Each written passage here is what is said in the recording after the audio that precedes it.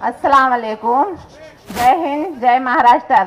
आज हम सब लोगों के बीच हमारे उद्धव साहब ठाकरे वो हमारे समस्याओं को हल करने के लिए यहाँ पर मौजूद है।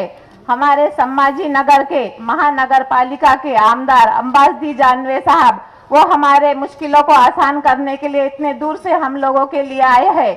आप सब उनको बता सकते हैं कि आप लोगों के साथ कैसी धोखेबाजी हुई, आपको पैकेज के नाम पे किस तरह से ठगा गया है, आपके डॉक्यूमेंट्स लेकर आपके साथ किस तरह धोखा हुआ है। नेता वो नहीं होता है कि जो लोगों को विश्वास दिलाए, आस दिलाए, उम्मीद दिलाए, बल्कि नेता वो होता है जो लोगों का भरोसा जीते, विश्वास जीते। बल्कि ना मंत्री पद पे होने के बावजूद हमारे उद्धव साहब ठाकरे वो हम सब लोगों की मुश्किल हल करने के लिए यहाँ है। उनका हमसे कोई भी लेन देन नहीं है, फिर भी वो हमारे मसलों को हल करने के लिए यहाँ आए हैं। सगा वो नहीं होता जिसका खून का रिश्ता हो, जो साथ में हो। सगा वो होता है जो बिना खून के रिश्ते के हमारे साथ खड़ा हो, हमारे मुश्किलों में हमारा साथ दे, हमारे मसलों को हल करे। अरे बाबा, मैं तो ये कहती हूँ, छीन लो उससे हुकूमत, छीन लो उससे हुकूमत, नहीं वरना लगाकर आग वो सब कुछ जला के राख कर देगा। अरे हम तो इस बार गब्बर को नहीं, बसंती को नहीं, गब्बर को नचाने वाले हैं। भले ही वक्त बुरा हो पर मैदान पलटने की हम ताकत रखते हैं। भले वक्त हमारा बुरा हो पर मैदान पलटने की ताकत रखते हैं। एक वक्त की बात है, एक राजा था जंगल में।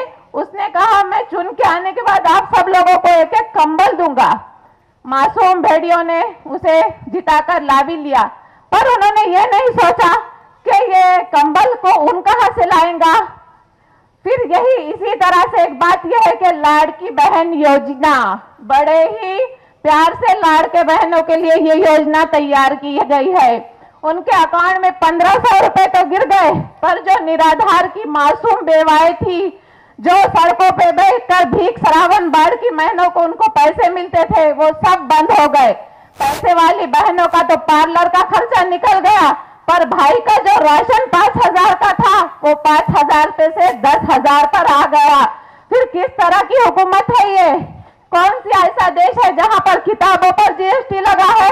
ये भारत देश है। कुछ दिनों तो से अपना हाल बिल्कुल नेपाल की तरह होने वाला है। अरे मैं तो कहती हूँ, रामायण के जगह पर टीवी पर संविधान बताना चाहिए, ताकि लोगों को समझ में आए कि क्या सही है और क्या गलत है। वो अपने खुद के फैसले सही लेना सीख लेंगे। आप लोगों को तय करना है कि हमें किसका साथ देना है। एक वक्त की बात है, हमारे ठाकरे साहब के घर पर एक गरीब परिवार आया। वो मुस्लिम परिवार था, पर वो बार बार घड़ी की तरफ देखने लगा। ठाकरे साहब ने कहा, आप घड़ी की तरफ क्यों देख रहे?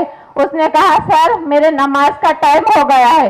ठाकरे साहब ने बड़े ही मोहब्बत से कहा, आप नमाज पढ़ लीजिए। वो हिचकिचा कर बोला, सर मैं यहाँ पर नमाज पढ़ लूं? उसने कहा, बिल्कुल आप पढ़ लिए, मुझे आपके धर्म से कोई लेना देना नहीं है। मुझे तो नफरत है उन लोगों से जो हमारे बीच में भेदभाव करते हैं, हमारे बीच में नफरत पैदा करते हैं। उनके ही लाडले उद्धव साहब है जो हम लोगों के बीच की नफरत को दूर करने के लिए आए हैं।